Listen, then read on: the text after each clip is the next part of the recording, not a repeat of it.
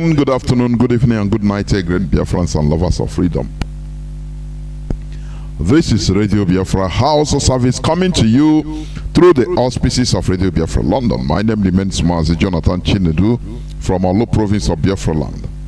Today is the 13th day of August 2022, being Saturday. We are here live and direct and without taking any further time. But before that, I will apologize for coming late. It is due to unforeseen circumstances, technical issues that hindered us from starting at the time. I will hand over the microphone, the platform, to the head of the Directorate of States of the Indigenous People of Biafra, Mazi Chika Edoziem. Mazi, welcome to the program. Please, over to you. Thank you, Mazi Jonathan. Thank you so much. Can you hear me, please? Yes, the whole world is hearing you. Please go on. Good evening, good afternoon, good morning, and good night to all of you wonderful people of Biafra. My name is Mazi Chika Edoziem. I come from Ihe Oma. Ihe Oma is in Olo province of Biafra land. And by the grace of Chukwu Kikabiama, I serve the indigenous people of Biafra in the Directorate of State as the head of directorate. I bring you greetings as well from the supreme leader of the indigenous people of Biafra, Nnamdi Kanu. Like we all know, our leader is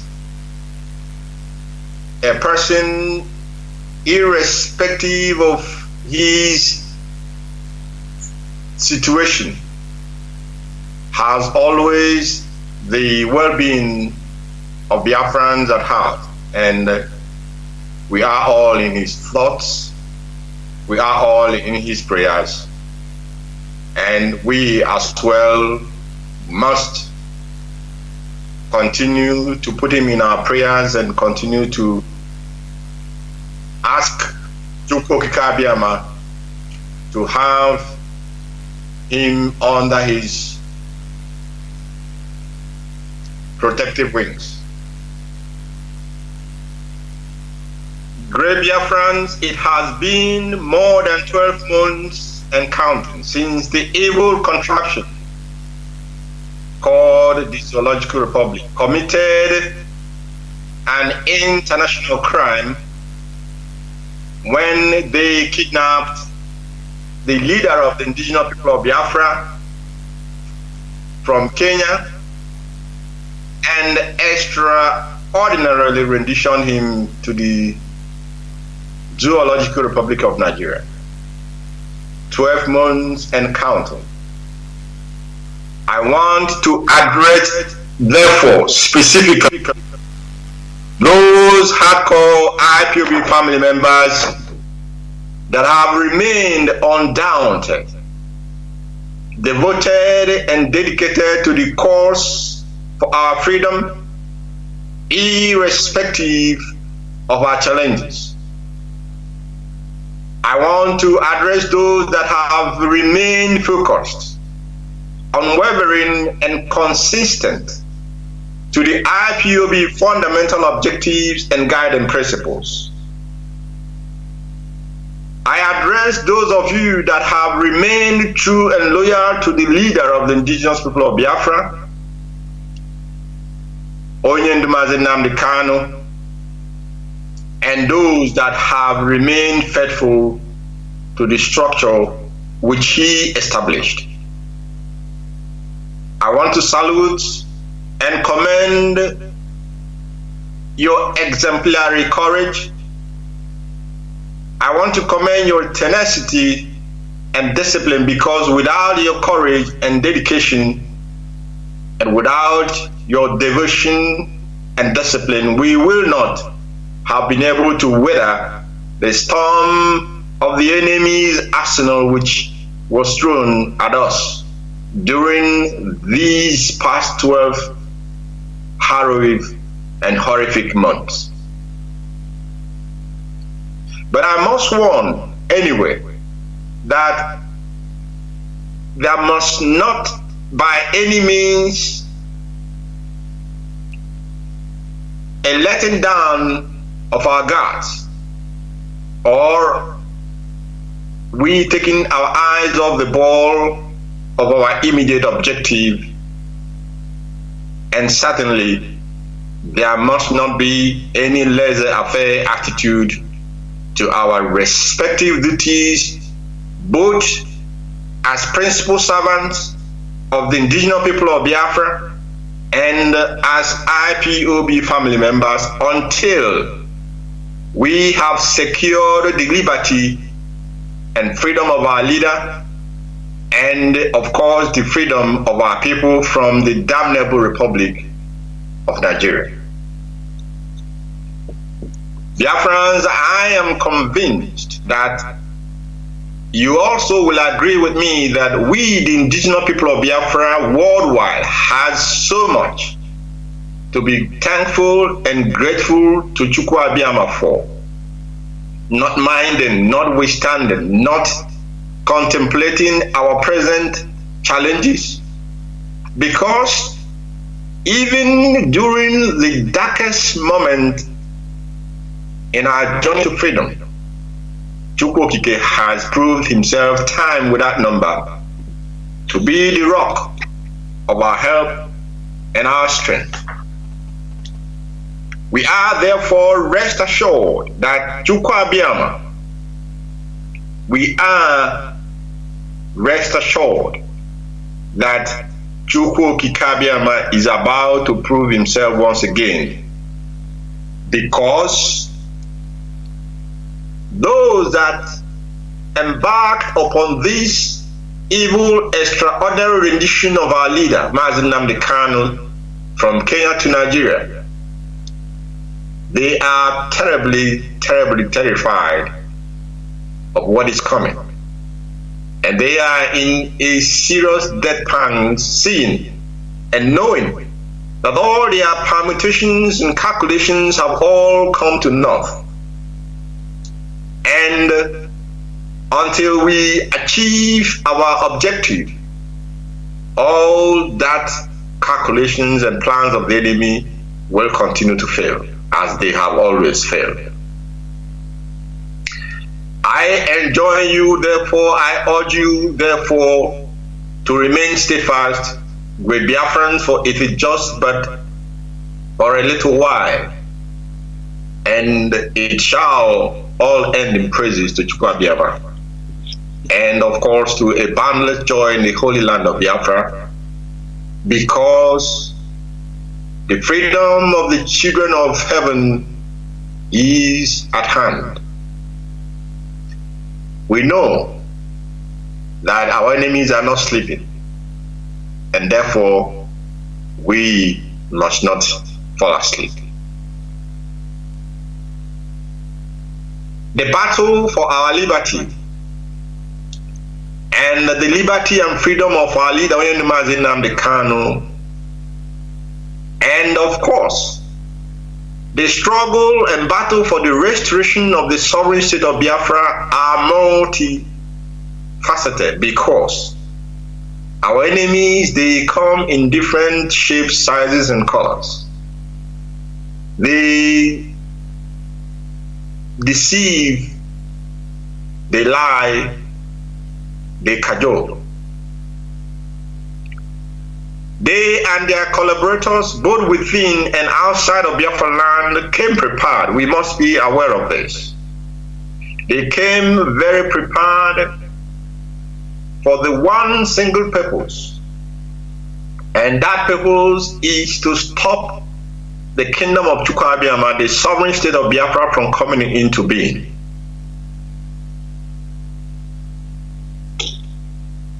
But none, Biafrans, none, mortal or spirit, has the power to stop the sun from rising and following the path ordained for it by Chukwu. Bearing therefore this foregoing in mind, I urge you once again, the true followers of Mazi Nnamdi Kanu, to draw your daily strength and courage from this fact that as it is not possible for mortals or spirit to prevent the sun from breaking and driving away darkness, as it is not possible for darkness to overcome light, as it is not possible for lies to overcome truth, so also it is impossible for any mortal or spirit to stop the rising sun of Biafra from illuminating itself and taking its proper place of honor amongst the stars of heaven and amongst the community of nations, because the spirits of our ancestors are with us in this very battle, and they are showing that, of course, that they're with us. But more than this, and above all that, Chukwu Okike has determined that now is the time for the freedom of his children. Now is the hour for our freedom from subjugation and dehumanization, torture, freedom from imprisonment and pogrom, massacre, and freedom from thousands of years of abandonment of our core value systems, and which has resulted in our current mental and physical slavish condition which we are experiencing in the Fulani Caliphate known as the Fulani Republic of Nigeria. I must assure all that the leadership of the indigenous people of Biafra, the DOS, is preoccupied 24/7.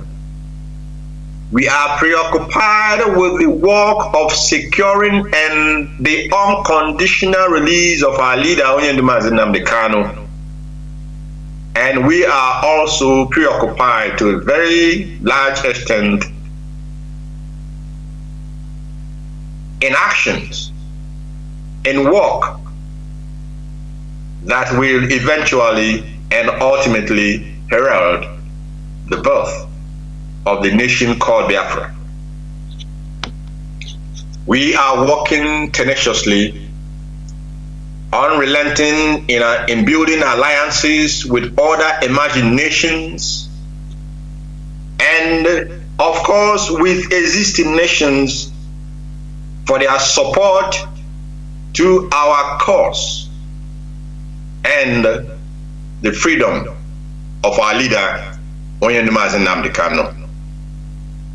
Yesterday, I briefed the DOS on some of the most recent of our ongoing work in that respect, and we continue to bring them up to speed as we make progress going forward.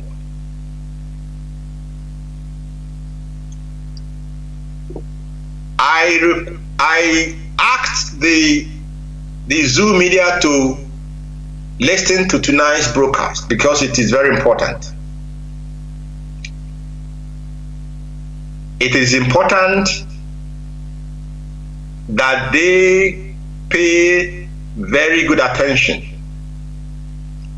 so that after tonight they will not continue to peddle all forms of falsehood and propaganda.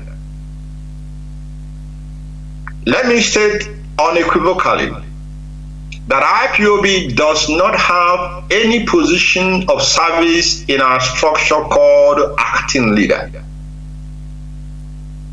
We do not have deputy leader. We do not have acting leader. We have a supreme leader, and that person is Mazi Nnamdi Kanu. And then he set up structures that are all assigned specific duties and functions. At the top of that structure is the Directorate of State.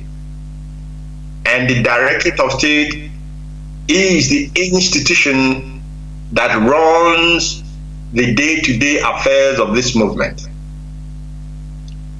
We run it as our leader is with us, and we are running it even at this time that he is temporarily not with us.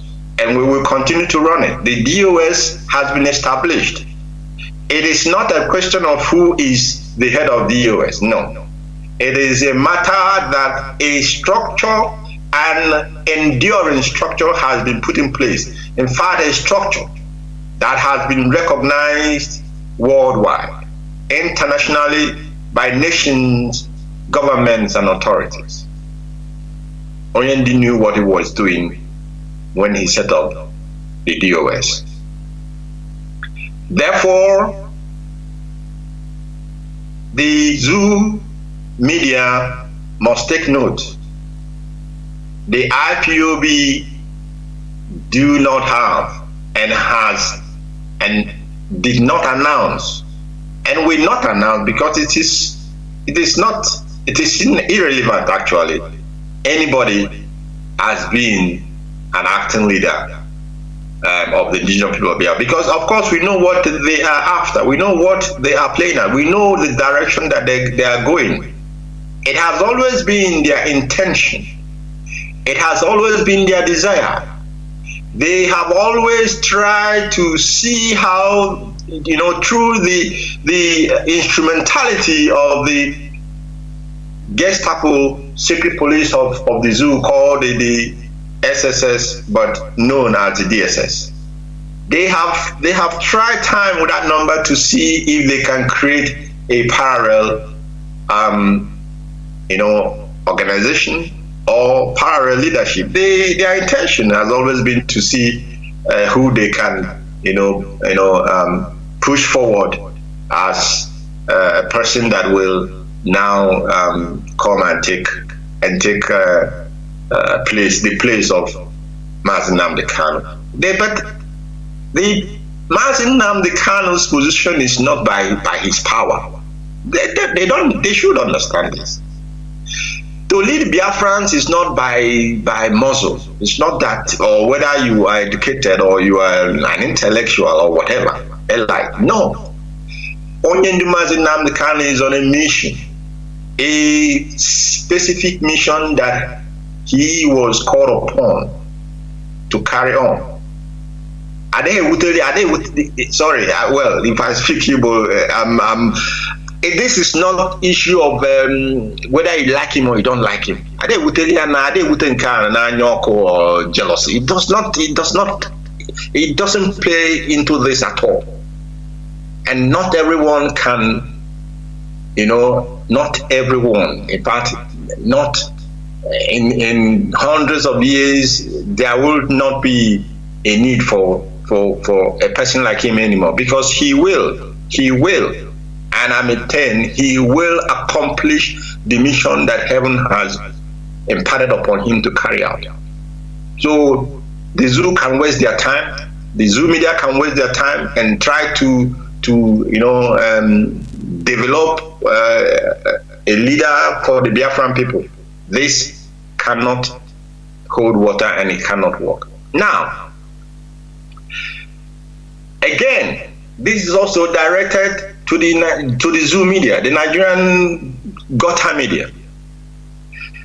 And it has become imperative for me to address this matter once and for all, so that after tonight, being the 13th of August 2022, we, the Biafrans, will be able to determine the promoters, those who are bent on promoting the lies and the falsehood that there is a faction in IPOB, or that there is someone that is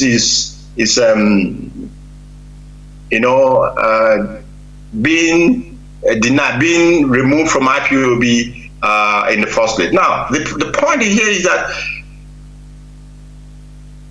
Mazi Simon Ekpa has never been a part of this noble family. I am now giving the tittle tatters, those who have time to gossip. I'm not giving you work to go and do, so that tomorrow you start your gossip. Mr. Simon Ekpa was never, is not, and will never be a member of IPOB led by Nnamdi Kanu. The media that is propping him up, the zoo that has sent him on an errand to come and try and see if he can cause any division within this family. That's why I said that all their permutations and calculations, it has failed and failed woefully. Mr. Ekpa was never a part of this family, and he will never be a part of this family. I am not saying he cannot go and pursue Biafra. It is his prerogative. But IPOB led by Mazi Nnamdi Kanu, we have criteria for you to be a member of this noble family. And once you do not fulfill that criteria, you cannot begin to claim that you're part of us. You cannot give what you do not have. You cannot give what you do not. So any crime, I am also making this very tonight's broadcast to the hearing of the international community. Any crime that anyone commits in Biafra land under the direction of Mazi Simon Ekpa, they must hold him accountable, him and him alone, not IPOB, because he was never part of IPOB family. Therefore, those criminals in Biafra land that are, they will claim that they are part of our security structure, that they when they go and commit kidnappings and the rest of it, IPOB cannot come that low. That is not, it never and will never be part of our fundamental objectives. And anyone who is engaging in that acts, in those criminal acts, those individuals do not want our leader to come out. We have heard Chinedu say by himself that he has not sent ESN to do any act that is outside of the purview of their terms of reference, which we all know what their terms of reference are. These youths, men and women, who have devoted their time and their life, their comfort, they are in our bushes to defend our land against the incursion of Fulani terrorist herdsmen. They are not in our cities to kidnap anybody, and not even to talk about beheading anyone's head. It is, in fact, the land of Biafra cannot spare anybody who will engage in such acts of barbarity in the name of ESN or in the name of IPOB.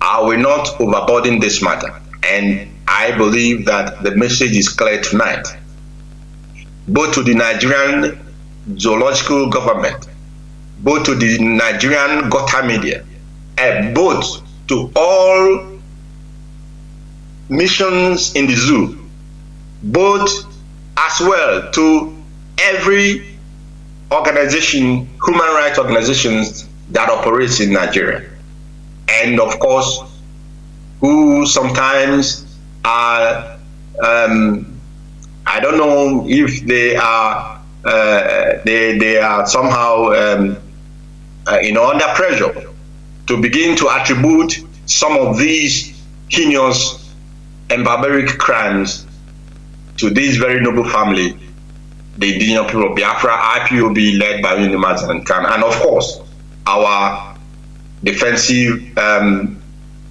security outfit, the ESN. As we pull tighter, Biafrans, as we tighten the noose around the neck of the damnable Fulani Republic of Nigeria, they will continue to come. Just be rest assured, let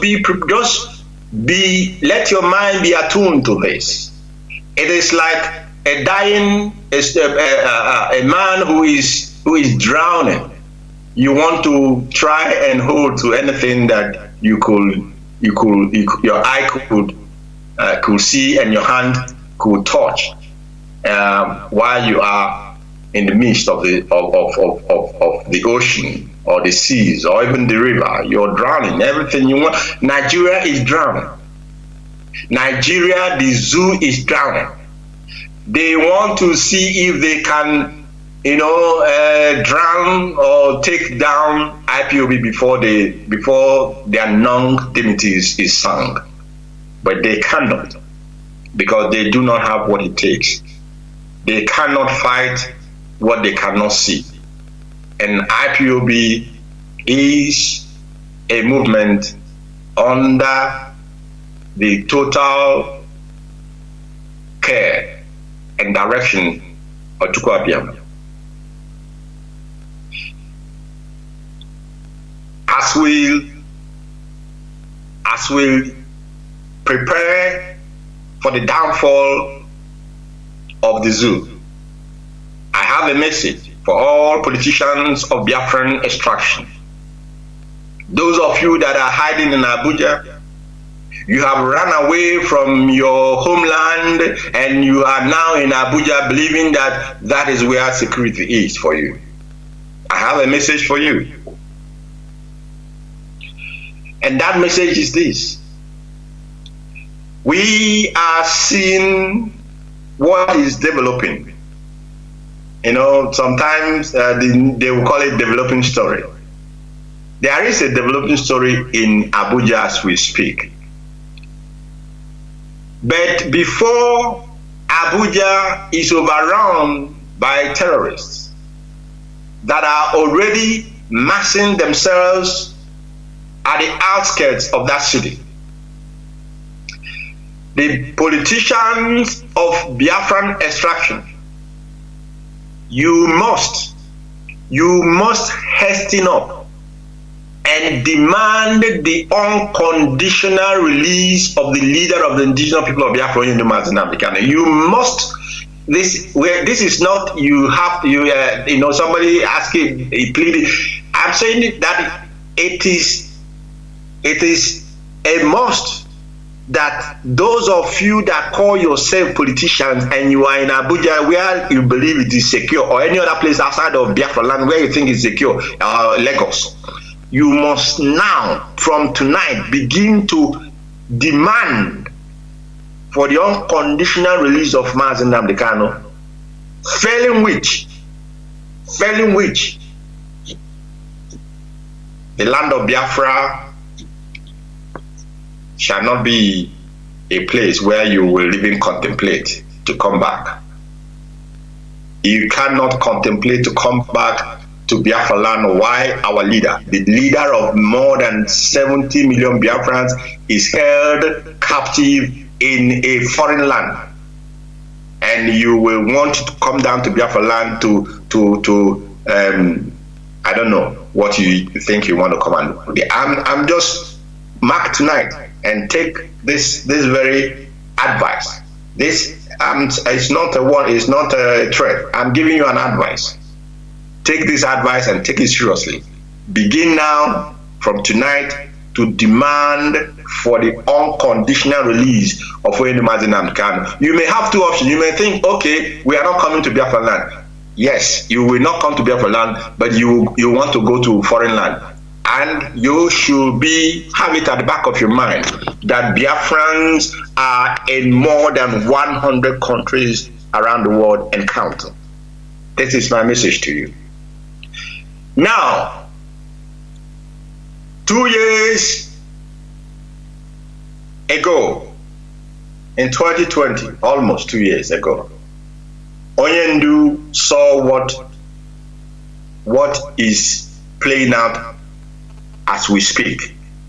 He saw it. He shouted at the top of his voice. He pleaded. He requested. And he told those who could hear that danger is on its way coming. Prepare to defend the hallowed land of Biafra. Prepare to defend your people. And all his pleadings, all his requests, all his demands fell on deaf ear. Because these people, they could not see what he was saying. They could not understand from where he was coming from. And above all, they abandoned their history. And if you abandon your history, you will be like a blind man walking into the future. Onyendu warned, and when they could not, when they refused, when they consciously and deliberately refused to listen, he took it upon himself to prepare for the defense of the land of Biafra. He took it upon himself to establish a structure that will defend our people. And that time for which he established the Eastern Security Network is now. It is now. The work that Eastern Security Network has been doing in our forest, in fact, that was a prelude to what is about to come and before the Zoological Republic of Nigeria. And my question to all of you is, all of them that call themselves so-called leaders and allies, who will defend your land when the terrorists are at your door? Because they will be coming. They are on their way. Abuja is just a rehearsal for them. They will take it, and then they will try to overrun the Southern Zoological Republic of Nigeria. Their most hallowed trophy, which they're expecting to get, is the land of Biafra. But I ask Chukwokike to bless the womb that gave birth to Mazi Nnamdi Kanu. Of course, the Lolo, our mother, may her soul rest in the bosom of Chukwokike as she and as Israel Okukano, they watch over us and continue this fight in the spiritual realm. Now, the ESN is there. Onyendu has made that available to defend our land and to defend our people. What will be the majority, those who are not part of this very young men and women that have given up and volunteered their life to defend your land, to defend your inheritance, to defend your values, to defend your people. What will be our own contribution? The only contribution, especially those of us that are in the diaspora, is to ensure that we provide them with all that they require to effectively and efficiently carry out the duties for which they have been called upon to carry out, which is to defend our land, defend our heritage, defend our people, and make sure that the borders of Biafra land is not inviolated in any manner by any terrorist. It does not matter the nomenclature with which, or the nomenclature that they call themselves. If they like, they can be a conglomeration of ISWAP and Boko Haram and Fulani terrorists and bandits. It does not matter. These youths, these young men, the only thing they require from you is your constant prayers, and of course the provision of the enablements that they need to do the work of defending our land. I am calling therefore upon all of you, men and women of goodwill, who have the security of Biafra land and its people at heart. Go to any Biafran family, unit, zone, city, country, or state, and request for the IPOB family, and ensure that you make your voices to be heard, and ensure that you play your part in supporting these young men to be able to carry out the defense of our land. IPOB leadership shall, in the coming days and weeks, be unveiling actions tailored specifically towards securing the freedom of our leader, Mazi Nnamdi Kanu. Very, very, in the coming days, of course, we shall be, like I said, some of the things that we are doing, we are keeping under wraps. And that is how it has to be. Because we know we cannot, the truth is that we cannot measure financially with the muscle of the zoo. Although we know that the resources that they are using to try to push us into the ocean, to try to exterminate our race, to try to annihilate us, we know that the resources are coming from our land. But that is for another day. So we cannot measure. We cannot measure with them when it comes to financial muscle. And in saying this, I am honestly commending IPOB families worldwide, because IPOB is a self-sustaining, self-financing freedom movement. That is why it has been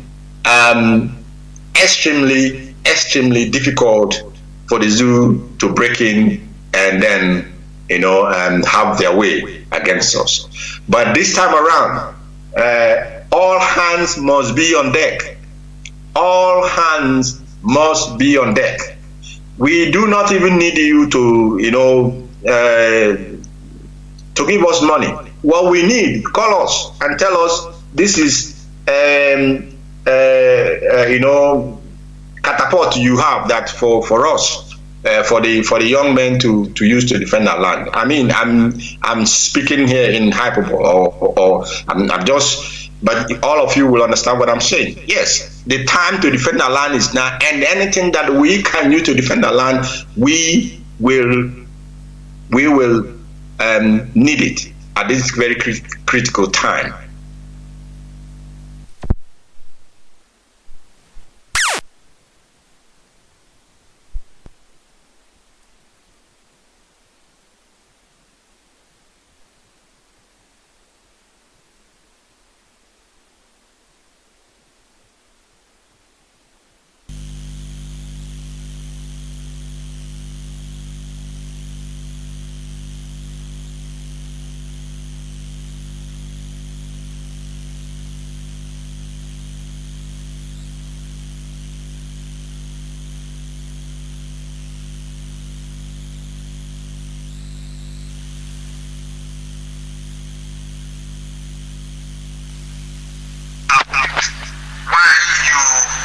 This movement and begin and have started to chase shadows and engage in nothing but tittle tappling and gossiping. I want to repeat these names again for the benefit of those and for emphasis sake. Mazi Obi Azubike was formerly Obaru local government area coordinator. He is expelled from IPOB from tonight. Mazi Collins Abalapeduru, formerly Onisha South local government area coordinator, is as well expelled from IPOB family from tonight. Mazi is a Chuku Kashmir Chukuma, formerly Nnewi North local government area coordinator, is as well expelled from IPOB from tonight. And Wanda Onyoma Okudere from Idemili North local government area is expelled from IPOB tonight. Finally, Mazi Ikenna Josie Chukwu, former IPOB UK Northwest Regional Coordinator, is as well expelled. Anyone dealing with any of these people, you are dealing with them on their personal level, no longer as IPOB principal servants, no longer as IPOB family members. At your own risk, whatever you do with them is our identity. Biafra is our religion, and only Chukwukika, upon whom all honor and praise belongs, to him alone we, the children of light, bow down and worship, and into his hand I commit all Biafrans worldwide. And from here, I want to say to you, good night, and may Elohim be with you. Thank you so much.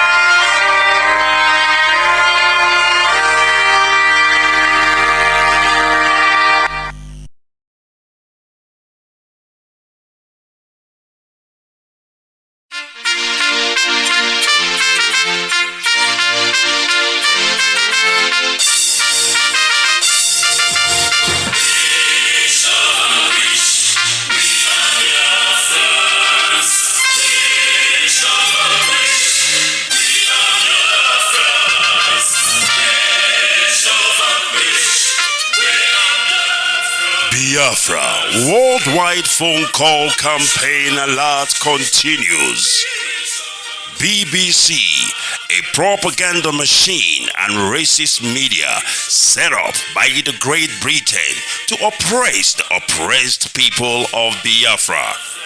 BBC, your media war propaganda of 1967 that led to the genocide of over 3.5 million Biafrans, men, women, and children, did not stop us. Do you know why? Because we are the sons and daughters of the great lion from the tribe of Biafra. Our minds are made up. Your shenanigans, antics, and fake gutter media will not stop us either. We must and shall restore Biafra. Biafra worldwide phone call campaign alert continue. Now pay close attention. Be polite when you call BBC and use the following prompt when you call. Hello, my name is. You tell them your name. I am calling to ask about BBC policy of propaganda against the victims of genocide. Since you are obsessed with telling lies about Biafrans, here are 5 more questions to consider. Now, this is the question to ask BBC. We are witnesses to BBC racist coverage of terrorism, implying that black Africans' lives don't matter. Yet the same BBC rallies the whole world at the slightest terrorist incident in the United Kingdom. Here is the second question. But when it comes to Nigeria, BBC not only hides terrorist killings, but they slander the victims and survivors of terrorism and genocide. The third one. When will the grand patrons of lies and hypocrisy, the BBC Fake News Network, make a documentary about the daily slaughtering of Nigerians by Fulani terrorists and the government of Nigeria, whom you protect so that London may plunder Biafran's resources? The fourth question. Is the oil and gas of Biafra the reason that BBC is obsessed and terrified by the agitation for freedom by the victims of 400 years of British colonial thievery and crimes against humanity? And the fifth one, we call on the good people of the world to ask BBC and UK government why it aids and abates the genocide in Nigeria by spreading lies, propaganda, and disinformation against Biafran freedom fighters. BBC, we know that you are United Kingdom government agents of imperialism with no modicum of shame. Take down your wicked fake documentary against the victims of genocide and stop your sadistic meddling in the lives of black Africans.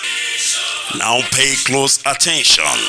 This is the time to call BBC. You can call them 9 a.m. to 5 p.m. Biafran time. Date 4th of July to 30th of September 2022.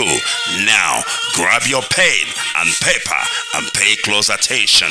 You can call BBC switchboard on this number +44 2087 438,000. I repeat, +44 208 743 8000, or you can tweet at BBC News. You can also call BBC Customer Service +44 3700 100 222. I repeat, +44 3700 100 222.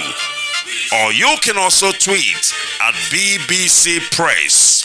I have not finished. You can also call BBC Studios Limited +44 208 433 2000. I repeat, +44 208 433 2000. You can also email BBC News Channels at bbc.co.uk. BBC, we shall vanquish. BBC, do you know why? Because we are Biafrans.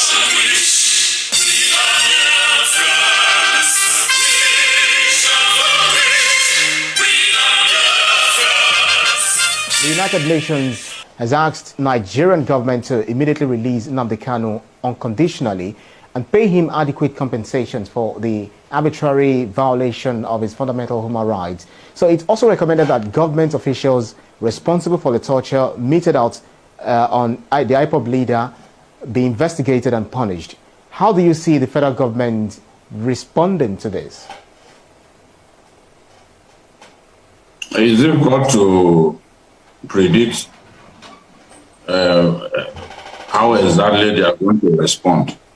But of course, the government will try its best to defend itself, but it has to defend itself within the ambit of United Nations conventions. This whole problem emanated from the forceful arrests and relocation of Nnamdi Kanu from Kenya to Nigeria. There are internationally guaranteed rights that the UN working group that indicted the UN working group on the detention, arbitrary detention, has indicted Nigeria and Kenya of.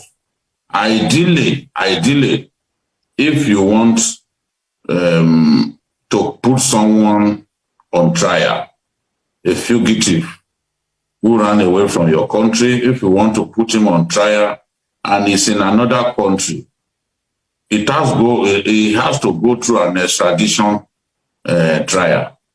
In this case, there was no extradition trial in place. Nnamdi Kanu didn't go through any form of extradition trial, yet he was forcefully brought to Nigeria, and Nigeria now is facing trial before a federal high court. As far as the working group of the UN Human Rights Council is concerned, this was a gross violation of Nnamdi Kanu's rights. As far as they are concerned, Nigeria and Kenya stand indicted for the manner they brought Nnamdi Kanu to the country. It violates international convention, violates international law to forcefully drag a man out of another country and bring him to his country to face trial in the manner in which Nnamdi Kanu was brought to Nigeria by force. So, for this reason, Nigeria stands indicted. My own position is both Kenya and Nigeria are signatories to this convention. So, they are morally obligated to comply, because if you are not signatories to the convention, then the content of the convention is not binding on you. But if you made up your mind that, look, this is good for me and my people, and you sign up to it, it is then incumbent on you to comply. The UN Human Rights Council itself is a product of the United Nations resolution. So it then means that as a country affiliated to the United Nations, we have to comply with these resolutions. And from the tone of this 16-page report, it is clear that they mean business, because the working group is asking Nigeria to get back to it within 6 months of receiving this indictment, showing it how it is complying, showing the UN agency how it is, the UN working group, how it is complying with the directive handed over. It's also asking that Nigerian officials who are involved in the illegal arrest of Kanu without him being subjected to an extradition trial should be punished. And they are interested in knowing every step of the way what we are doing to comply with his resolution. So, and it is saying that it will not stop at that, that it would take further actions against Nigeria. Now we don't know what actions could be taken against Nigeria. We don't know yet. There are all kinds of options open to them, but as I said earlier, if you are a signatory to a UN convention, a UN charter, then you are obligated, at least morally and sensibly, to comply with the content of that that UN convention or UN charter. This is where this has left us. As for when the working group on arbitrary detention, so under the UN Human Rights Council, sent a query to Nigerian authorities and the Kenyan authorities. The Kenyans refused to answer, but the Nigerian officials answered.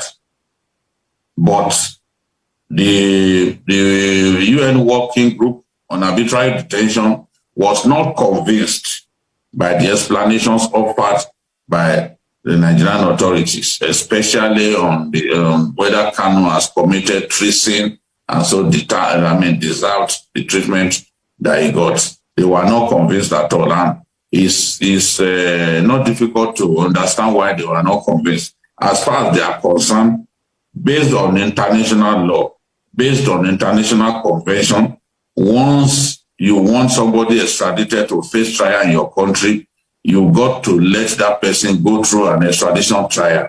The courts of the land would then determine whether to release him or not. How would Nigerians feel if the Americans just stormed Abuja and grabbed Abba Kyari, the highly decorated police officer who was accused of working hand in hand with some of the most notorious advanced fee fraudsters in the world. One of those advanced fee fraudsters is a man from Nigeria who was said to have met Abba Kyari in Dubai. The Americans have their indictment in place, but they have not stormed our country to say they are going to forcibly abduct Abba Kyari and take him to the US to face trial. I know the Americans have done that in the past, and when they did that, they were roundly condemned. I can't, as a person, condemn America for abducting Manuel Noriega, the former president of Panama, and some of the other world leaders that they had taken prisoner, and then say that my country did the right thing in the way it handled the Kanu matter. Whatever is right, whatever is wrong is wrong. If the UN convention is that a person should undergo extradition trial when the request is made for that person, then that should be the law. That should be the way people are taken out of another country to face trial in the country where they are deemed to have infringed on the laws of the land. So we didn't do that in the case of Kanu. We took him by force. We subjected him to inhumane conditions and brought him to Nigeria, where he's now facing trial. What we did was against international laws. No matter what anyone feels, it was against international law, and that is why this indictment has come. And Nigeria must not take steps that will cause it to be treated as a pariah nation, that will cause some of our partners that we cherish to begin to see us as a lawless nation as a nation that does not respect the UN charters and the UN conventions. Yeah.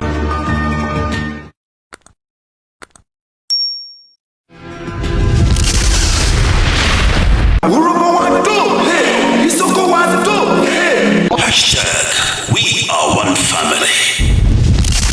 Indivisible. Under Chukwu Okike Abiyama, we are the people of the East.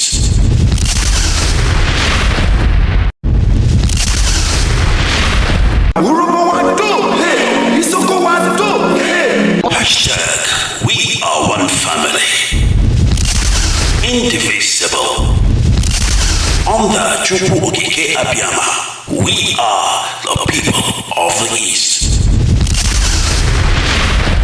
The type of Biafra I want is the Biafra of my ancestors, the land of the free, where people are allowed to pursue their daily endeavors without interference from any higher authority, where individual and collective autonomy of every component, ethnic, nationality within Biafra will be guaranteed, not just by law, but by virtue of our existence as dignified human beings. A Biafra that will be demilitarized, a Biafra that will be forward-looking, innovative, creative, run on clean, green energy, not reliant on gas or petrol. A Biafra where the police will not bear any arms. A Biafra where people can live and die and you will not see an armed soldier anywhere around you. A genuine republic, a land belonging to the people. We are going to cement this in the way we structure our society. A Biafra that will attract inward investments. A Biafra that will consider every necessity of life as being a human right. Not just in words, but in deed. A Biafra where there will be no strife nor rancor. A Biafra where all men and women will be equal, regardless of their religion, their sex, their creed, their orientation. A Biafra that will maintain open borders to every black soul on the face of this very earth. I do admit that geographically, in terms of landmass, we may not be that huge. The Biafra will operate, or should I say, run an open door policy. Every black person on the face of this earth will be an honorary citizen of Biafra, as long as you're not tainted by terrorism. That is the type of Biafra we want to run. A Biafra where Europeans will sit back and say, we never knew that such innovation and creativity will be possible. A Biafra that, should I say, the likes of Rwanda is a forerunner to, because today they are doing very well as well. That is the type of nation we are going to build. A truly democratic nation, not through the force of arms, but through dialogue and negotiations at all times. Nobody's going to lord it over anybody else. My ancestors never did. That is why we remain the only people not to conquer any other piece of territory, and nobody conquered us until the white man came and our temple fell in 1904. That is the land we're going to go back to. A Biafra of very many nations, a Biafra of autonomous nations within, governing themselves according to their own rules, where nobody will sit at the helm of power and dictate for others what to do. And we are going to accomplish it by the grace of God Almighty in heaven. Now, I know that constant references are being made to Southern Sudan. But I want to let people understand that even after the USA became free from British colonial rule, they also went through a very bitter civil war. And that did not stop them today from becoming preeminent in every sphere of human endeavor, militarily, economically, socially, in every way. So I do believe that is why I said, and I have said this repeatedly, I will never ever lead Biafra politically. Once Biafra is restored, my job is done. I want to be able to prove to our people what sacrifice means, so that those who will come after us will know how to treat our people with respect and with dignity. The thing about Africa is somebody gets into power and they want to stay there forever and ever, see if there is something in it. The little work that I'm doing for Biafran people is very tiring, very, very stressful. Sometimes I don't even know how these presidents manage to sleep. Maybe they don't love their people that much. If you love your people, you cannot sleep at night. Any president in Africa who's not suffering from high blood pressure, you are not sick. That means you're doing something wrong. You're not doing what you're supposed to do. If you're concerned about your people, then I expect you to be very ill at all times. So that is the type of Biafra that we need. That's the type of Biafra we're going to have. A type of Biafra where the wealth, well-being of Sub-Saharan Africa flows from. And I can assure you we are going to deliver it. We will deliver it. The Pan-Africanism that we talk about is going to start from Biafra, because mind you, I did not say that we're just going to have Biafra and then we shut up all the borders. No. What we want to do is to return to our organic political cultural arrangement. Should Biafrans wake up the next day to say, oh, we want to be the same country with Oduduwa, all well and good. Should Biafrans wake up and say, oh, we want to expand into Amazonia, all well and good. As long as you take the consent of the people with you, this nonsense that the Europeans did in Africa, we want to reverse it. That God Almighty Heaven may look down and be very proud to say that at last, I have people who are after my heart. And that's what we intend to do with Biafra. Thank you very much.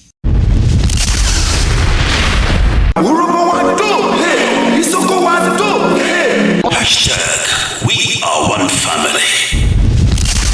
Indivisible. Under Chukwu Okike Abiyama, we are the people of the East.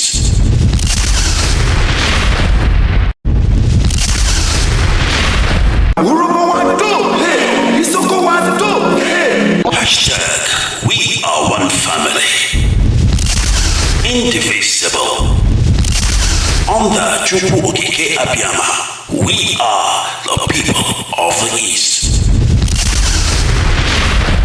The type of Biafra I want is the Biafra of my ancestors, the land of the free, where people are allowed to pursue their daily endeavors without interference from any higher authority, where individual and collective autonomy of every component, ethnic, nationality within Biafra will be guaranteed, not just by law, but by virtue of our existence as dignified human beings.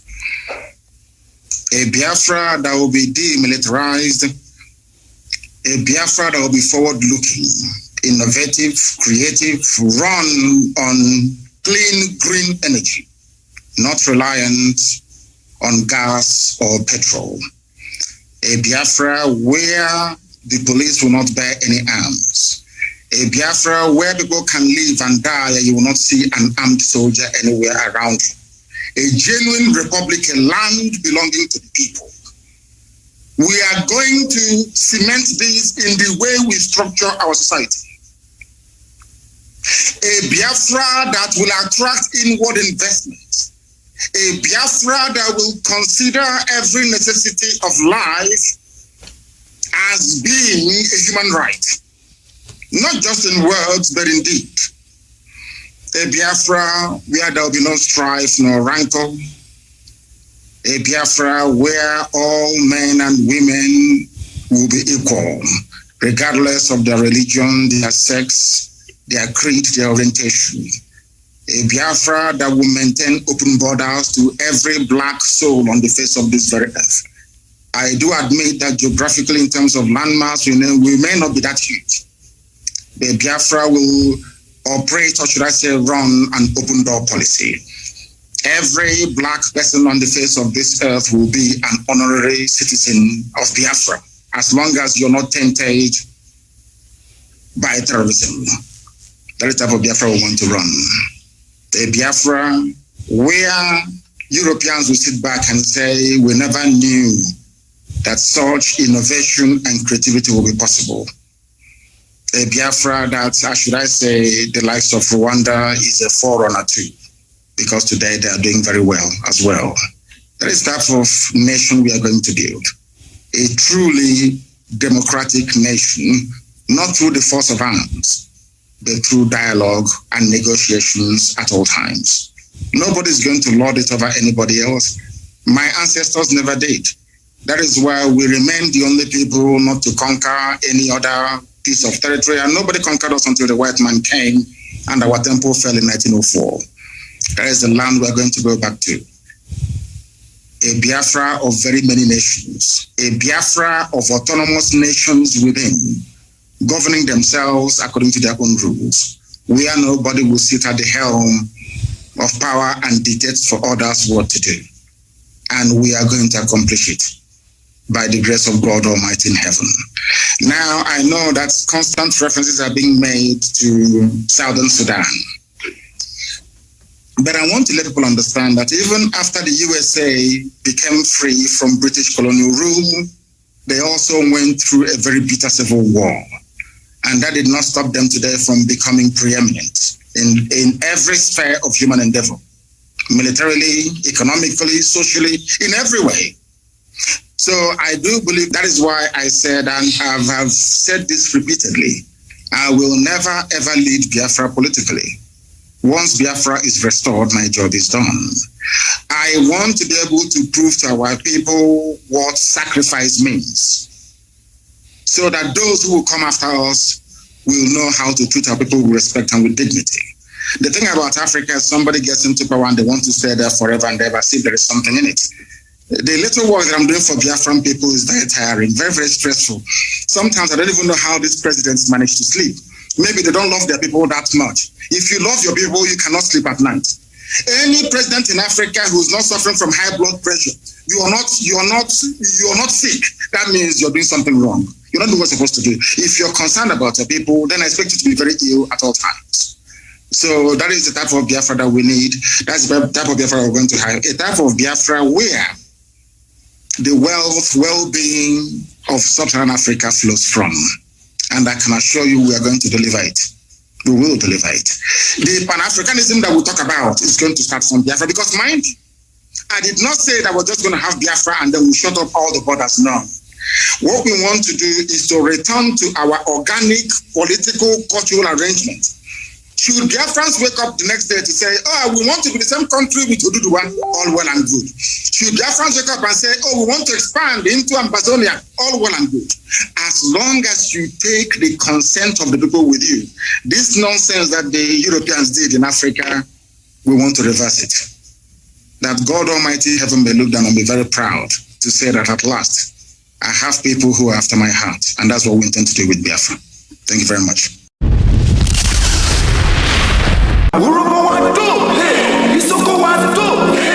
Hashtag we are one family, indivisible. Under Chukwu Okike Abiyama, we are the people of the East.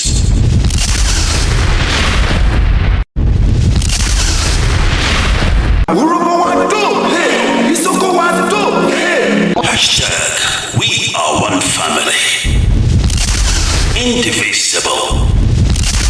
Under Chukwu Okike Abiyama, we are the people of the East. What I'm going to share with you is the ongoing history of how Biafra came about. And it's not something we rush through, because history has been denied in the school, and therefore people grew up not knowing what actually happened. I'm not going to say, everything that I speak to you, I was there. No, nobody can possibly be there. But we are so blessed and so privileged to have the Eastern Nigerian government at the time. They took their time to record what happened to our people. So, what did they do? They went about to establish a tribunal. This tribunal is to allow those who survived the pogrom to come and give eyewitness accounts of what they went through. They were cross-examined.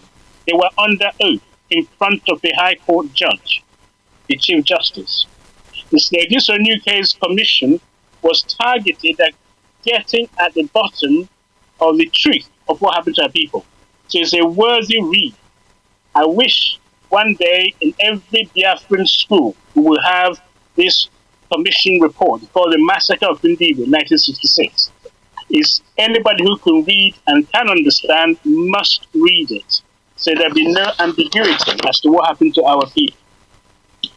Briefly then, the tribunal was set up by the Eastern Region government to ask those who survived the pogrom. Remember that those who died, nobody could give account of them. Those people who actually survived, who extricated themselves out of the north or northern Nigeria, were asked to come and give witness. It took 49 days. There were 253 witnesses.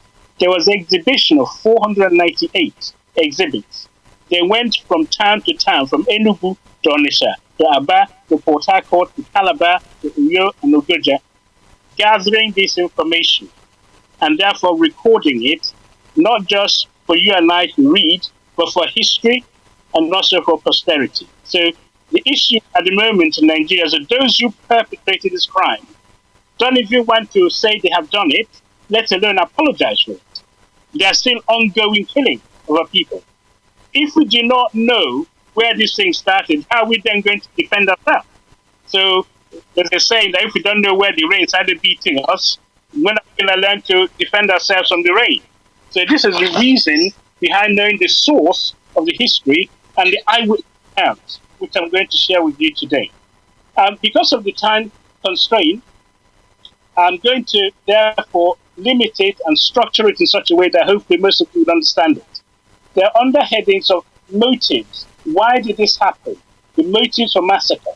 The next one is the methodology. How do you get about it? And of course, the crime itself, the madness, the murder.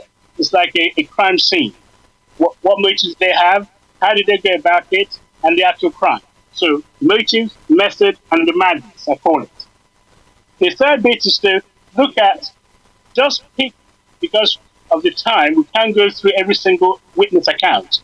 We pick about 2 or 3 towns where this pogrom was visited and the people of Eastern Region. Remember at that time, they're not called Biafrans. They thought they were Nigerians. They're in the same country. But where they were is a different part of the same country, but we're killed by their neighbors, their co-workers, and so on and so forth. So we're going to look at the towns like Cina, Kanu, Kanji, and of course Kaduna. So I'm going to begin by saying to you the motives, quite briefly. Okay, so Mazi might be surprised to note that one of the witnesses, his name is Mazi, S-W-A-N Onoha. I'm not sure if they're related. Maybe, who knows? That's a sweet coincidence. Yes, so just in case it's related, you have a relative who went to the north in the 60s. It might be part of their witness. Okay, so what I'm going to read to you is what they thought was the motivating factor. What in the crime scene or in a criminal court. I'm sure I'm talking out of my league here. You know more about it than I do. The judge will ask you, what are the motives if you say he didn't? What are his motivations? What motivated him to do such a thing? So we can look at extenuating circumstances, for example. So the motivation, for example, so now what I'm going to tell you about. The motive for the pogrom is something which they have looked into. Okay, and they said that the question is the complete extermination of Easterners from the place in the north. In other words, how did they stop killing people in the north? Well, the answer to that is when there was no more Easterners to be killed. So they have succeeded. So that's one of the motives, to chase away and kill as many of Easterners as they possibly can in the north. Okay? Then, in connection, they had what they call the 7-point program or 7-point agenda of the organizers of the pogrom. Some people went down, they had several meetings, they organized this actual killing of the Easterners. It's exhibit SWAN, that's the initials of Mr. Onoha, SWAN, so it's exhibit SWAN 24, and it reads as follows. Number 1 motive, to kill off the Major General and the Supreme Commander of the Armed Forces. His name is Major General J.T.U. Agi Rensi. They succeeded. Secondly, to kill off all the Yamri army officers. They killed as many as they can. Over 200 of them were killed. The third one is they subsequently purged the army of Yamri by killing the rest of the ranks and file. What happened? They called a bugle. Everybody came out, and those who were evil were chased out from the line and killed. The officers murdered. Okay? So this all happened on the 29th of July. Then the next reason for motivation was, with the aid of the Westerners, they said, in the army, to take complete control of the armed forces. They take over the complete control of the police force, the navy, and to purge off the Yamiris, as they call the Easterners, in all these forces. So they turned around the Nigerian military, which was multi-ethnic, multilingual, multi-religious, into a mono-ethnic. Well, a bloc from the north, which is supposed to control the army, police, navy, air force, everything. So that is all part of their motivation. So we are feeding in Nigeria today part of this plan, this one's exhibition. This Mr. Onwaha's exhibition of the plan for killing our people. Then the next one is to kill off and dispossess all the Anyamri domiciled in the northern region. They succeeded. Then the next was to use the armed forces to take complete control of the country's government. And that's what they did under Yakubu Gowon. So they took over the complete control, the running machinery of the government, because they killed Agi Urensi, they killed his host, Faji, who's a Yoruba guy in Ibadan, looking up who is his host. They killed both of them, and then they turned onto the soldiers and killed them.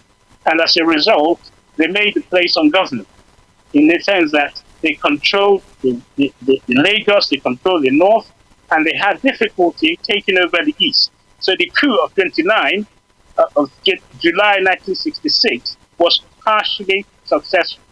They changed the government, all right, but they have not got complete control of the eastern region.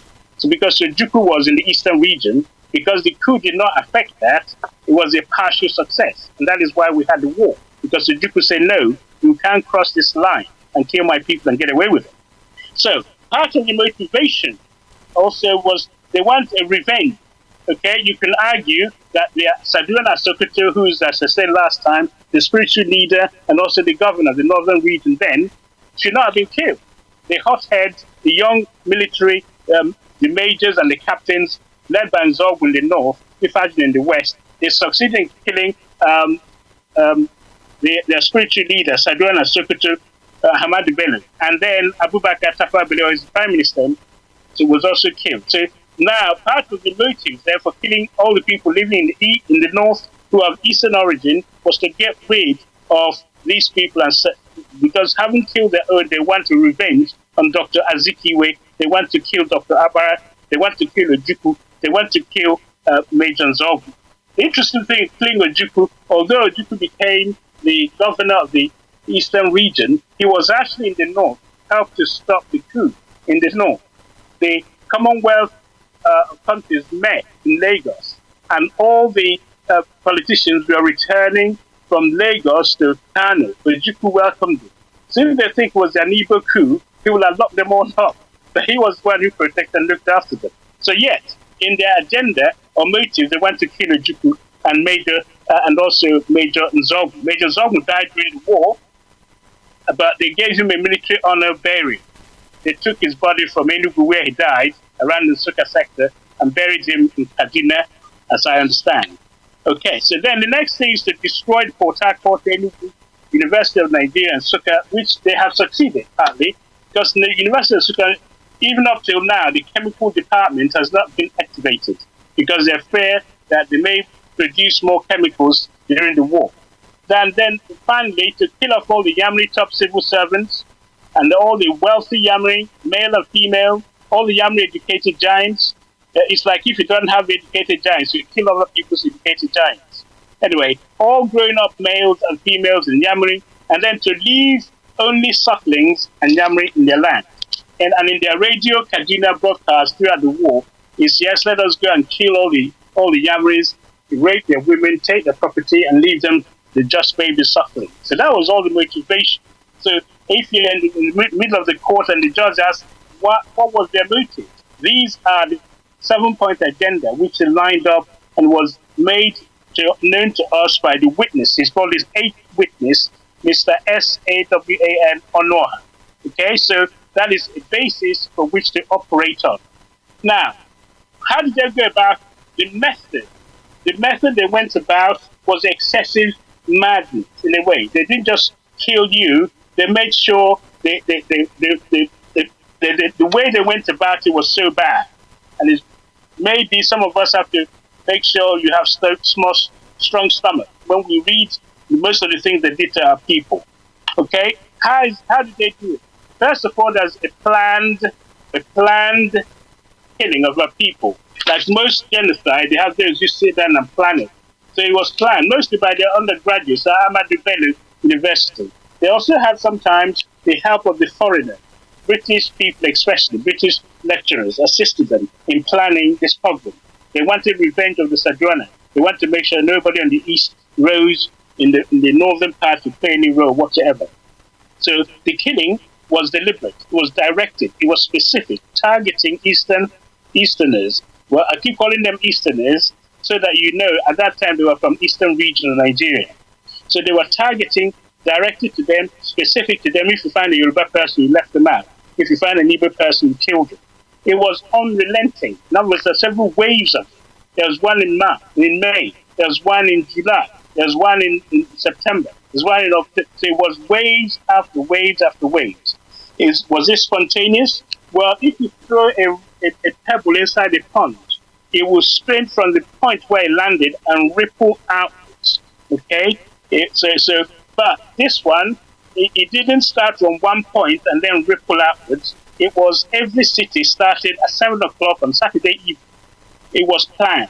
Okay, imagine a whole vast area of northern Nigeria, as big as Western Europe. Every single city, they all came out to start killing the Igbos 7 o'clock on a Saturday in one of the instances. So it was planned on that time at that hour. Then what else? It was coordinated. They even had buses which the native authority had. It's like the people who run northern Nigeria. They're called the native authority.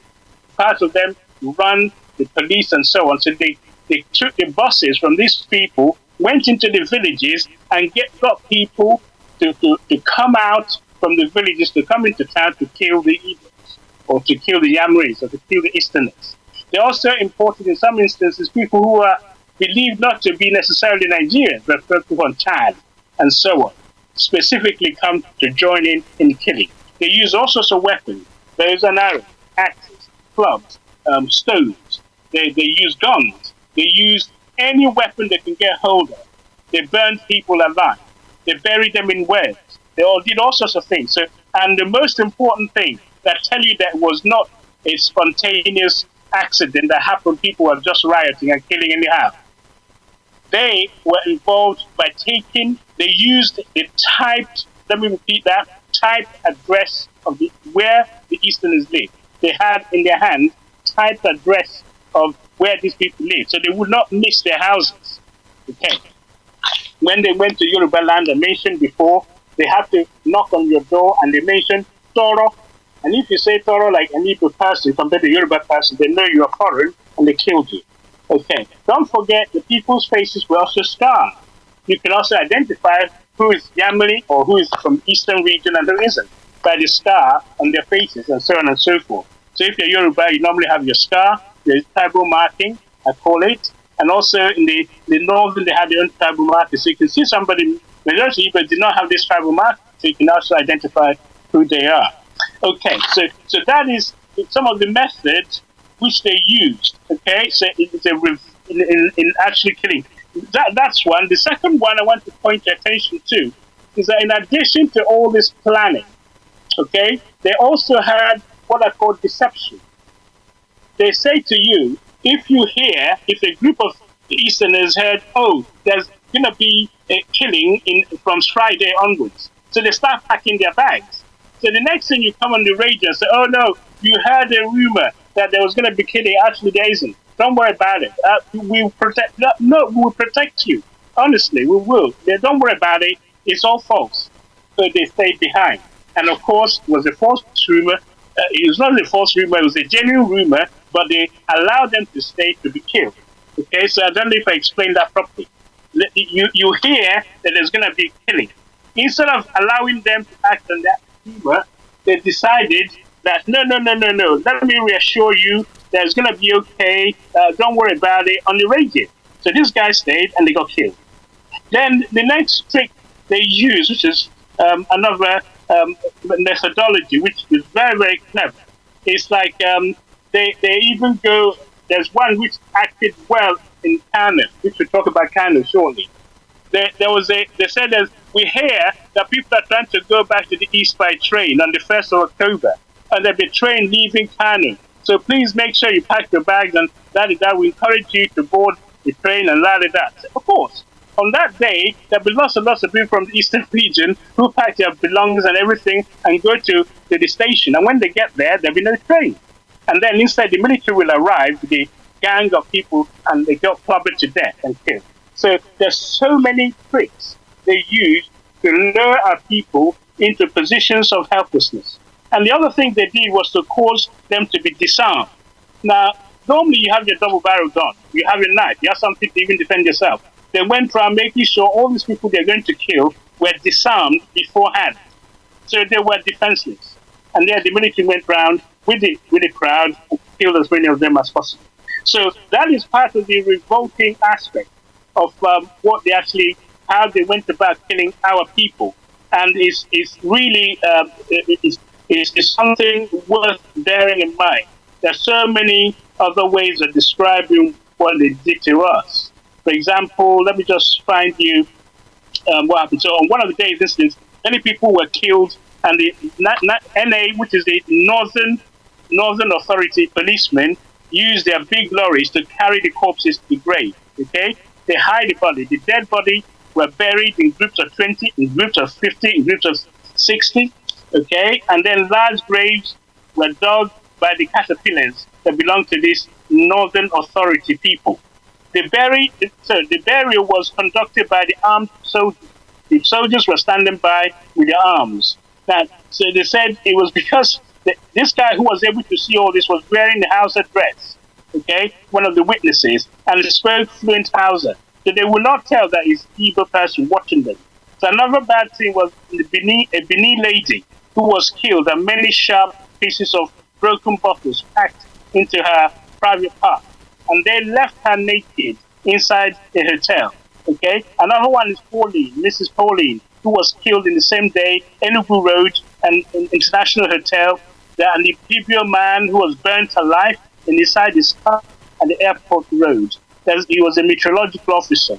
Then they saw a Hausa man who conducted sexual intercourse on a young girl, on an Igbo girl, and Kanu, and this girl vomited until she died. It was gang rape. There's so many things they did to us. So the attacks on schools and churches provided yet another instances of callosities and, of course, of the assailants.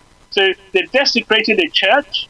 The people professing to know and worship God, the very difficult way of explaining it, doing God honor. That's the attack on armed civilians by the army, by police, and supposed to give them protection. That's the worst thing. The police and the army, you're supposed to run to them for protection, but in fact, it was the same people who joined in and was behind and watched you be killed. So that's part and parcel why they can never be trusted. So I'll talk to you briefly about the motives of the massacre, the method where they went about it. They're other, of course. They put a rod behind your back, they tie your hand behind the long rod, and there they gouge out your eye, took out your private parts, and all sorts of things. There are so many methods. I don't want to make it even worse, but I just want to now concentrate on the madness. I'm going to use Cina. I know time is spent, or time is pressing, so let me know how I'm doing with time. We need to tell this story properly. Yes, go ahead. Go ahead. I think we have about half an hour. Yes, more or less. Okay. Yes. So I'm now going to describe what happened in individual towns. I'm going to take Katsina, which is the hometown of Buhari, of course. Katsina in 1966, May. So the Katsina, of course, is the capital of the Katsina Emirate. The Emir of Katsina is the father of the military governor of the northern Nigeria at that time, called Lieutenant Colonel Hassan Katsina. There are 4 principal witnesses that gave evidence of the disturbances made riot in Katsina. Okay, so we're going to now hear from those who were in Katsina in May when the riot started. Their names are Enoch Ejikeme.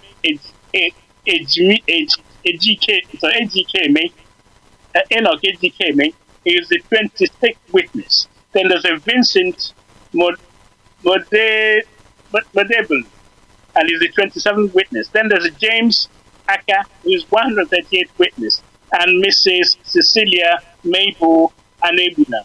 So there are names which are entered into this tribunal, which can be cross-referenced and checked out.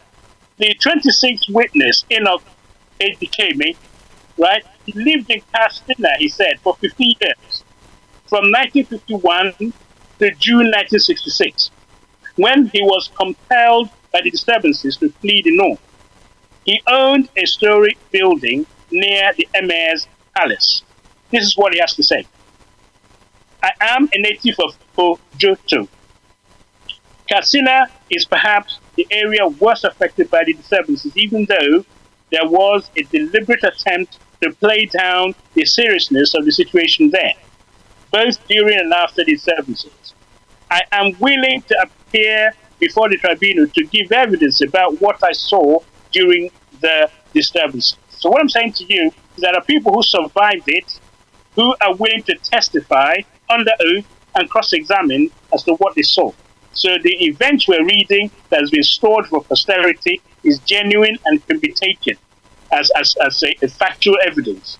Now, it was around, this is his account, he said around 2 a.m., listen to this, 2 a.m. to 4 a.m., this early hours, it's ungodly hours, I call it.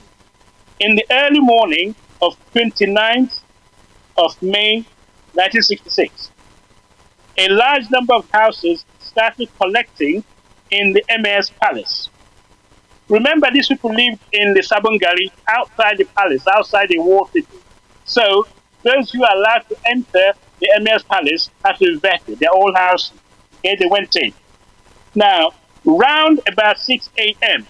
in the morning, they then burst out from the palace, carrying sticks, machetes, daggers, axes, etc., and all other dangerous weapons. They spread themselves all over the town.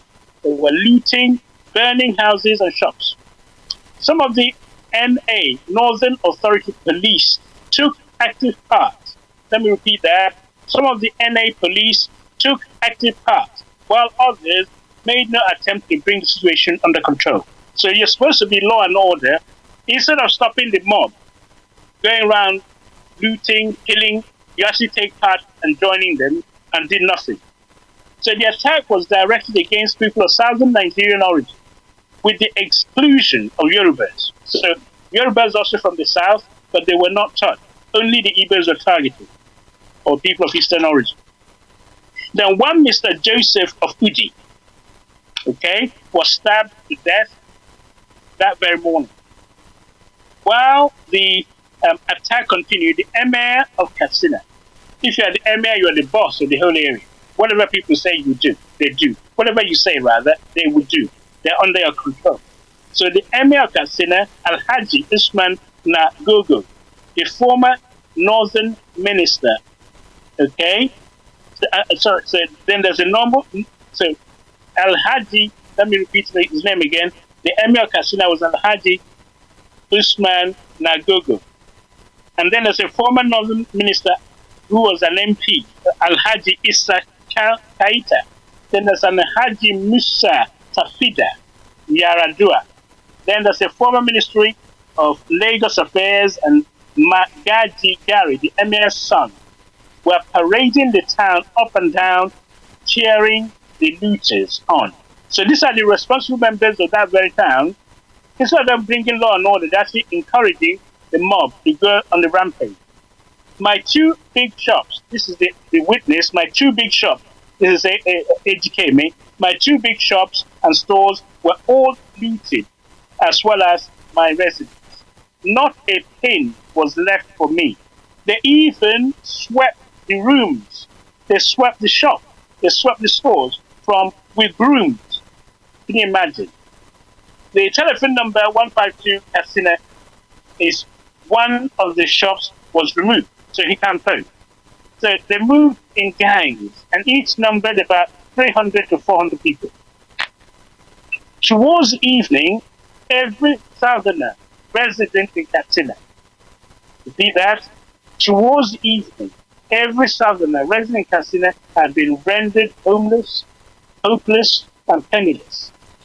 We were therefore evacuated by Northern Authority Police to a place 2 miles from the town.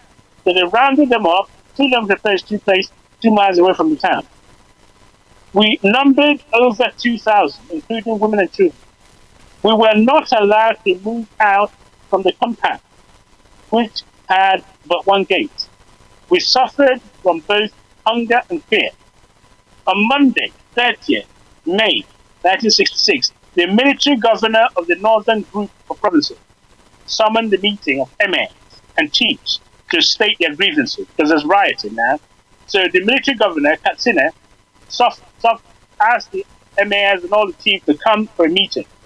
So on the 31st of May 1966, the emir of Katsina left for Kaduna. That's where the meeting is being held. Kaduna is the capital then of the northern region. So they went to Kaduna to attend the meeting. And it was alleged that the emir, on leaving for Kaduna, ordered his men not to tamper with our life yet, pending his return and the result of their meeting. So it's give strict order. This will be rounded up. 2,000 or so people will be rounded up. Don't touch them until I return. On Wednesday, 1st of June, 1966, the Nigerian army arrived at the scene, and we were released forthwith. The Nigerian army then entered and released them. So on the following Thursday and Friday, 2nd and 3rd, respectively, some of us fled to Kanu. They escaped. Now, on that very Friday, 3/6/66 afternoon, the emir returned from Kaduna. And on Saturday, 4/6/66, no southerner was allowed to leave the town. He put another order and don't allow them to escape. Those who managed to escape were pursued, and many of them slaughtered in the way. Now, the violence was therefore renewed, and the worst inhuman acts were performed on the Saturday, 4/6/66. Now, the emir again took the lead, together with his team, comprising Alhaji Issa Kaita, former minister, Northern Nigeria Education Minister. Then they have Alhaji Musa Tafida Yarudua, who was former federal minister in Lagos Affairs. Then Magajin Gary, who is Lieutenant Colonel Katsina's twin brother, who is the emir's son. All these people joined in chasing and killing. Then the climax was reached when Southerners, seeing what has happened, ran and took refuge. Those who were behind, they ran into the police charge office. They ran into the police station. These people were locked inside the office, which were then packed full with refugees. They were set on fire. They ran to police and they were burnt inside the police. Okay? Burnt to ashes together with all the refugees therein. This Saturday episode affected many government employees who could not leave the town without the consent of the employer, as well as the independent business people who were tied down by their business links or the otherwise. None was left alive, except a few of us whom God hid away out of their sight, who live now to tell the story. Another devilish plan worthy of note was that as soon as the Saturday massacre started, the Katsina provincial secretary, instead of telephoning to Kanu to bring the armies close to rid of this scar, instead of telephoning Kaduna, instead of telephoning Kanu to bring the armies, he chose to ride on his car to Kanu, a distance of 108 miles away. in order to bring the army to himself. So now, why is he doing that? He can just pick up a phone and call them, and they come. But he chose to drive 108 miles. So the trick lies in that fact that before he could return to Cina from Kanu, with the armed forces, the operation had been completed and many lives were lost. So all this tomfooleries. Now, the fact that a large and unknown number of people were burnt alive in police charge office made it highly impossible for anyone to give an accurate figure of the deaths. Also, many were killed and hidden away, and many thrown into wells and pits. So then, the gruesome incidents of the burning of Nigerian police at burning of Nigerian building at Cina was confirmed by Miss Mabel Anabunwa, who's the 235 witness, whose husband, Mr. D.G. Anabuna, was one of the victims. She watched him die. Her evidence described as follows. This is Miss Anabuna. My name is Cecilia Mabel Anabuna. I joined my husband at Cina on the 4th of August 1962 and returned to the East on the 18th of June 1966. After my husband was murdered on 4/6/66, I have 2 children.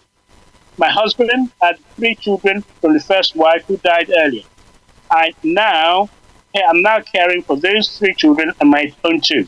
My husband was a first class clerk in the Ministry of Agriculture, Cina, and also a special constable. On the 4th of June 1966, he returned suddenly to inform me that the incident of looting, which occurred on the 29th of May, was being repeated. I immediately backed my baby, and together we escaped to the nearest police station. While we were pursuing by the armed civilians, we ran into the police station. We were admitted inside by the police station. Thereupon, the mob attacked the shuttle with knives and axes. The police warned them not to attack the station, but Malam Magadi Gary, who was Lieutenant Colonel Hassan Katsina's twin brother, retorted, warning the police not to disturb the civilians who were carrying out the order of the emir. So basically, the police were warning the rioters.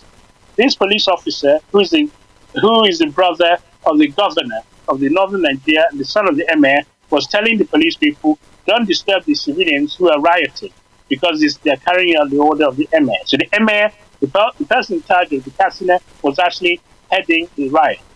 So the rioters were thenceforth unfettered. That no one can disturb them because they've been told that the emir is in charge.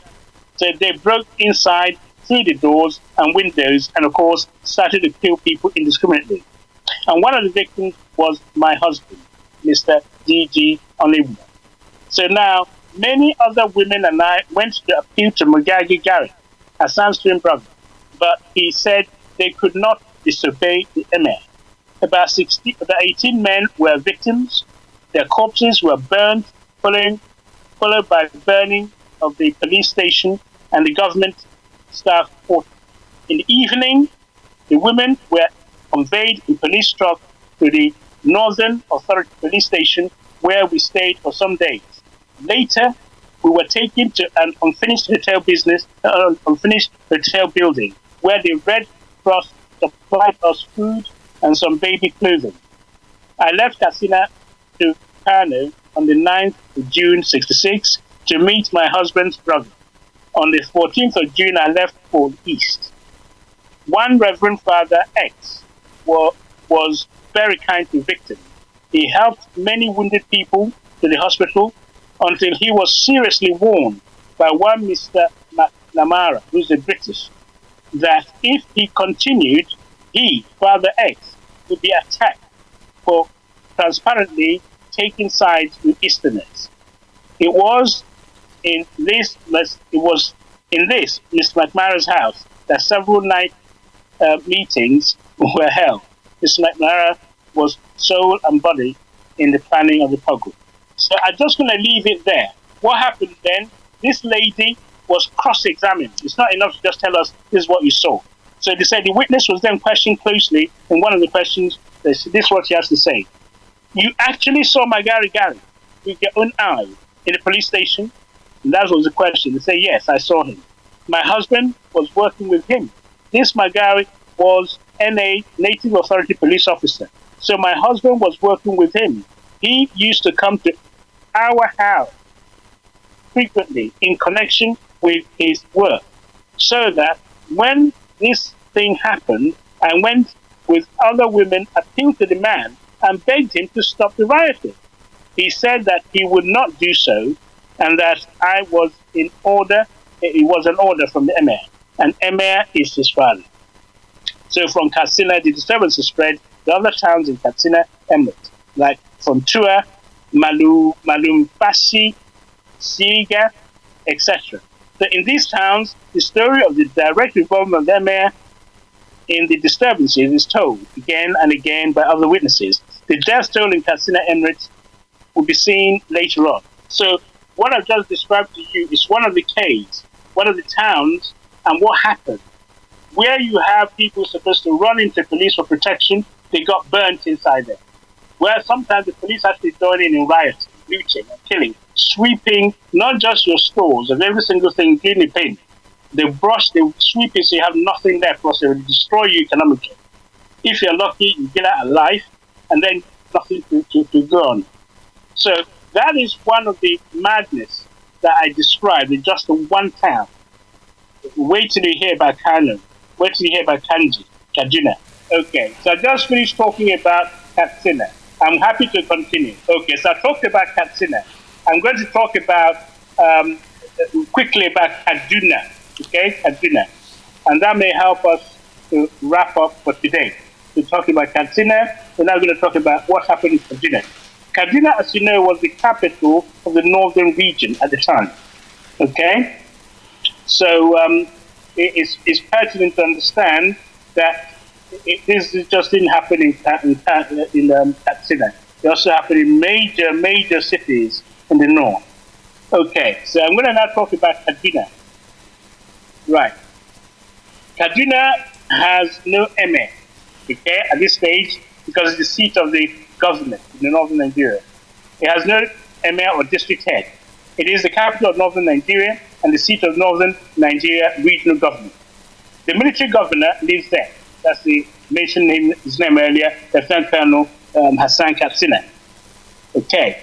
The heads of all the departments of the government have their offices in Kaduna. The police headquarters is in Kaduna. One would have thought that all places, Kaduna would be the last place one would expect to see innocent civilians exposed to mob attack. So in other words, it's like the capital, it's like London. Okay, you'll expect the police to be well equipped to prevent riots and killing of innocent people. So Kaduna was the capital in the north. Now the evidence shows that Kaduna was just as affected as any other important towns in the Hausa-speaking areas. Now, in fact, it was the top civil servant that led the attack. So here's what witness 52 have to say. His name is Daniel Godreau Pinsford. After the Daniel coup, the head of my department, Mr. N.B. Kirby, Territorial Control of North, called me up to take care of the personnel in the exchange and some other P&T installations in Kaduna. A few hours later, out of sheer curiosity, I went to the Sadwana's house in Kaduna to check up on the news we have heard. I found water and blood dripping from the upstairs, and quite a number of northerners were in the premises as well as within the building. I was amazed to find that all the northerners were showing no signs of grief. In fact, some of them were in Sadwana's sitting room at that time, were having fun by parodying the official procedure, the protocol and pomp they had observed during the Sadwana's lifetime. For example, someone would pose as the Sadwana secretary, would say, rank a dead, and genuflect, then there would be riotous laughter. Others mimic the way they laugh, and so on and so forth. So some Hausa friends told me that the coup was a godsend, but that it was only fault was that nobody was killed in the east. Okay, so this is the impression the Houses had when the Kaduna of Sokoto was killed. There was widespread celebration in the whole Nigeria until they turned it into an evil coup and started killing all the Igbos. But then came Decree 34. Decree 34 was trying to unify Nigeria into one country in the sense that the North and East and West have always been separate. They governed. They had their own government. They had their own embassies, even in London and Washington. Every region had their own embassies. So the army came in and wanted to unify everything. So, for the unification of the public services, after its publication, Northern civil servants felt very insecure. They had issues with there are more people in the South who are more trained, more educated than we are, and so on. So if you unified the civil servants, we're going to be edged out of our jobs. So they felt insecure and openly complained about it. So it was understood that permanent secretaries and other top government officials of Northern origin, they masterminded these demonstrations. Then on the 29th of May, which is a Sunday, it's called Black Sunday, we heard rumors of violence in the town.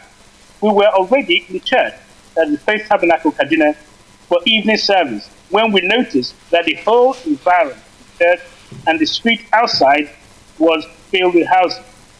At the end of the service, we could not go out. So now, witness Julius Abisi. I was transferred from Lagos to Kaduna, and I arrived Kaduna February 1st, 58, when that day I had been living Kaduna until I returned by air on the 5th of October because of the unfortunate incident in the north. After January coup, and relations existed between Easterners and Northerners took a different shape till May, when everything deteriorated. So now he's saying, May 28, Northerners asked for permission for the police to demonstrate against the military regime. They wanted this demonstration to take effect on the 20th of May, but having been refused the permission, they staged the demonstration with violence on the 29th. They used this demonstration as an instrument to kill, loot, destroy the property of Easterners residing in the Kaduna. They continued this operation extermination for full 3 days before the army intervened. Now then, on the 29th of May, the same thing happened. A group of Hausa top civil servants held a meeting at Ahmad Bello Stadium. This meeting started at 1 p.m. on Saturday and lasted till 4 p.m. It was from that meeting they spread to the town, attacking every Easterner they met. Looting, arson, and killing of the law-abiding Easterners featured predominantly. After the attack, they started going from house to house, hunting for Easterners to kill. As I understand, and speaking Hausa fluently, I had the opportunity to mix freely with every Northerner. What they were saying was nothing like peace will remain in the map of Nigeria. Now, from this time onwards, peace and tranquility eluded Kaduna. Easterners started running from one corner of the bush to the other, in search of safety. The situation remained like this until the 29th of September. Now, on the 29th of September, I witnessed the heaviest killings. The corpses were being transported from town to the hospital. The extent of the killings was so great that the ambulance could not cope with the evacuation of corpses, so that they had to employ PWD and P&T tippers to help in clearing the corpses. The most sorrowful sight I have ever seen was that young men were sitting on top of the corpses, dancing and singing merrily as they drove around the town. Earlier, on the 24th of September, my chief warden, Mr. Robinson Okoye, was killed in his room. And this was done not by the army, not by the police, but the Hausa warden under him. These Hausa members of our staff organized themselves to attack we fellow Eastern wardens. They said we must have all of you wiped out. They even said this in public. Personally, these were vandals chased me in broad daylight. I only managed to escape because I was riding while they were attacking. After riding up the 1.5 miles from them, I dodged and entered the bush. The molestation directed to us by House members of staff had the support of senior men, because each time we went to them to lodge a complaint, they would merely say, "Go away." Our only savior was the instruction from Lagos that all of us should come en masse transfer to the east. We eventually arrived in Easter Air on the 5th of October without any of the belongings. So I'm going to pause there, because what I just tried to read are areas so far as Katsina and Kaduna where you'll expect to be some protection for reasonable human beings. The emir should keep order, but he was chasing around and making sure people were being killed.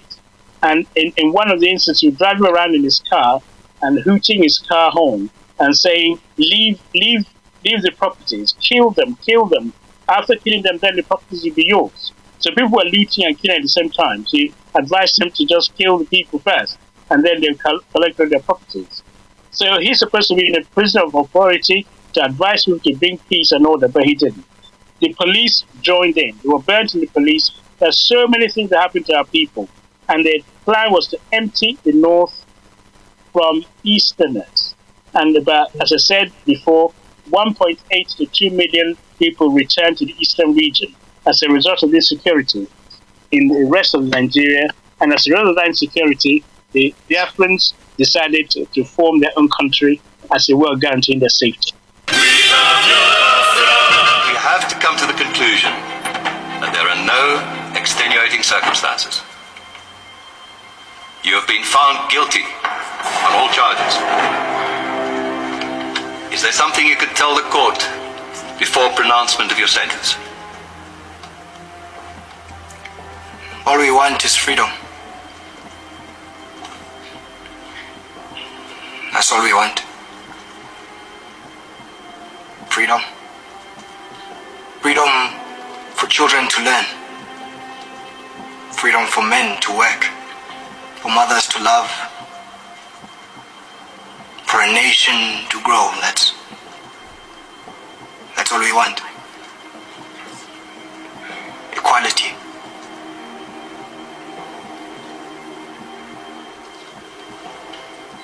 For everyone. You see, I am just one of many.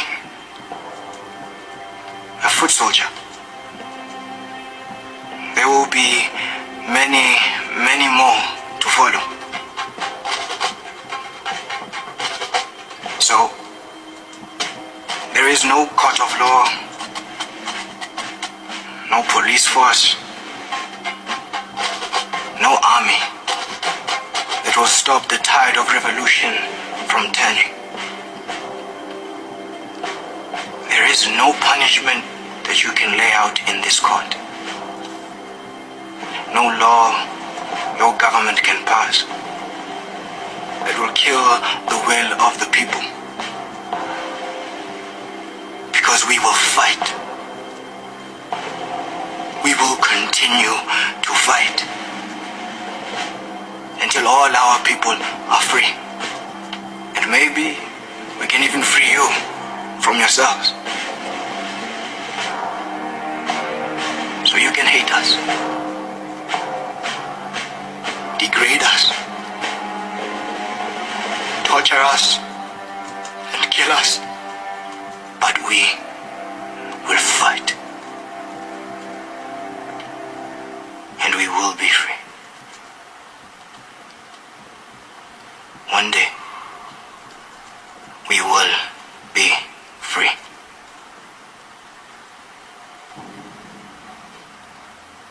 Amanda!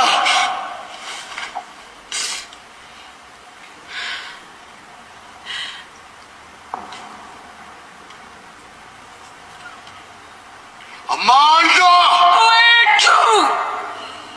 Solemn Solomon Kalushi Mashango, you are hereby sentenced to death. You will be taken to Pretoria Central Prison on a date to be set, and you will be hanged by your neck until you die.